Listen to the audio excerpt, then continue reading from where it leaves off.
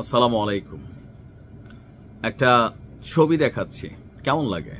দেখতে কিন্তু খুব সুন্দর লাগতেছে। আমার কাছে মনে হচ্ছে দুবাই টুবাইয়ের আদলে একটা প্রেক্ষাপট তৈরি করা হচ্ছে। যারা পাকিস্তানের ফ্যান ফলোয়ার আছেন, আপনাদের জন্য ভালো নিউজ, আপনারা বেড়াইতে যাবেন ভবিষ্যতে।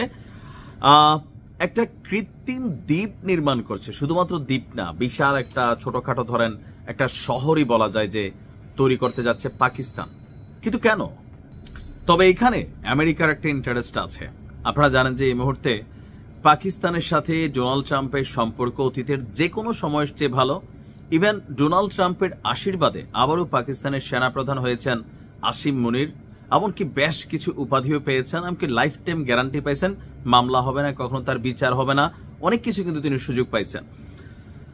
প্রাকৃতিক সম্পদের সর্বোচ্চ ব্যবহার নিশ্চিত করতে সিন্ধু উপকূলে একটা কৃত্রিম দ্বীপ নির্মাণ করতে যাচ্ছে পাকিস্তান।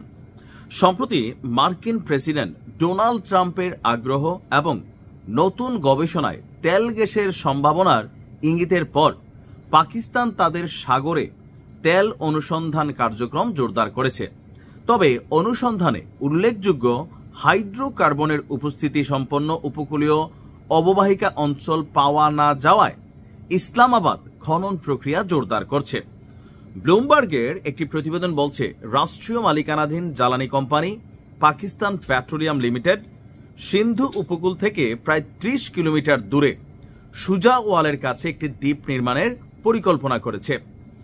পিপিএল এর জেনারেল ম্যানেজার আরশাদ পালকের উদ্ধৃতি দিয়ে প্রকাশনাটি জানিয়েছে, লঞ্চ প্যাডটি 6 ফুট উচ্চতায় লম্বা হবে, যেন জোয়ারের কারণে সার্বক্ষণিক অনুসন্ধান কাজে কোনো বাধা না হয়।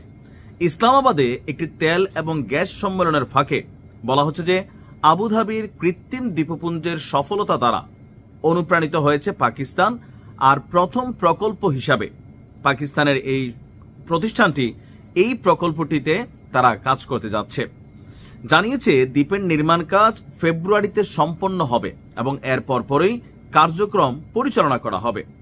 পাকিস্তান দেশি বিদেশি 4টি সংস্থাকে 23টি অফশোর অনুসন্ধান ব্লক প্রদানের কয়েক সপ্তাহ পর প্রতিবেদনটি প্রকাশিত হল। ট্রাম্প বলেছিলেন তার সরকার পাকিস্তানের সাথে একটি চুক্তি করছে, যেখানে দুটি দেশ ইসলামাবাদের বিশাল তেল মজুদ উন্নয়নে একসাথে কাজ করবে। অর্থাৎ এই যে কৃত্রিম উপদ্বীপটা তৈরি করা হচ্ছে, সেখানে বেশ কয়েকটি কোম্পানি থাকবে, তাদের শত শত হাজার হাজার কর্মচারী শ্রমিকরা থাকবে, আর এই ইনভেস্টমেন্টটা পাকিস্তান করতেছে।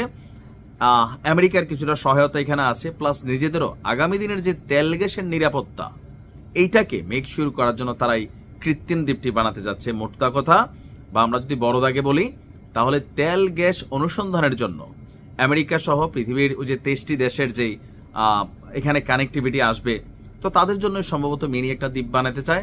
এমনিতে পাকিস্তান খুব বেশি সুন্দর রাষ্ট্র না, বাংলাদেশের মতনই, তবে প্রাকৃতিকভাবে তাদের একটু সৌন্দর্য আছে, সেখানে পাহাড় আছে সুন্দর সুন্দর, তারপর আছে বরফ পড়ে, স্নো হয়, এগুলা কিছু জিনিস আছে, মরুভূমি আছে।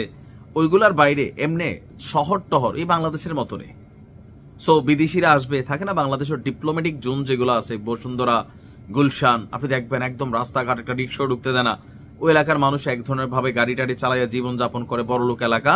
আর আমরা যারা গরিব, রিক্সার মধ্যে বসে থাকি, ওদিক দিয়ে পাবলিক টয়লেট খোলা, রাস্তার মধ্যে কেউ পিশাব করে, হ্যাঁ, এদিক দিয়ে কেউ ভিক্ষা করে, কেউ গান গাচ্ছে, রৌদ্র লাগতেছে, আমাদের গরম লাগতেছে, তা আমাদের জীবনটা হচ্ছে আলাদা। তা আমাদের এই জীবনটা আমাদের রাষ্ট্রগুলা বিদেশিদেরকে দেখাইতে চায় না, দেখাইতে চায় ভাই তোমাদের জন্য আলাদা একটা সিস্টেম করে দেই, একটা দ্বীপই বানাই ফেলি, দেখা যাক কি বানায়, সময় বলবে।